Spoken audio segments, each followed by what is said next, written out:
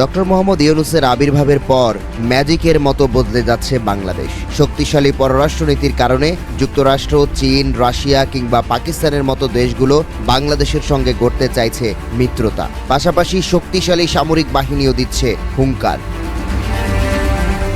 এমন পরিস্থিতিতে নতুন মাইলফলক অর্জন করল বাংলাদেশ, কারণ শক্তির দিক থেকে প্রতিবেশী মিয়ানমারকে টপকে গেল বাংলাদেশের সামরিক বাহিনী। গ্লোবাল ফায়ার পাওয়ার রিভিউর বার্ষিক সূচকে উঠে এলো এই তথ্য। বর্তমানে বিশ্বের ১৪৫টি দেশের মধ্যে বাংলাদেশের অবস্থান ৩৫তম, আর এশিয়ার ৪৫টি দেশের মধ্যে এ অবস্থান ১৭। চলতি বছর বাংলাদেশের ২ ধাপ উন্নতি হয়েছে। এর আগে ২০২৩ ও ২০২৪ সালে ঢাকার অবস্থান ছিল যথাক্রমে ৪০ ও ৩৭তম। বাংলার আকাশ রাখিব মুক্ত, এই স্লোগান নিয়ে যাত্রা করা বিমান বাহিনীর সদস্য সংখ্যা ১৭,০০০। ২১৪টি এয়ারপ্লেনের মধ্যে ৪২টি ফাইটার জেট, এছাড়াও রয়েছে ৬৫টি হেলিকপ্টার, ১৭টি কার্গো প্লেন, ৮৬টি ট্রেনিং জেট ও স্পেশাল ড্রাইভের জন্য ৪টি এয়ারপ্লেন।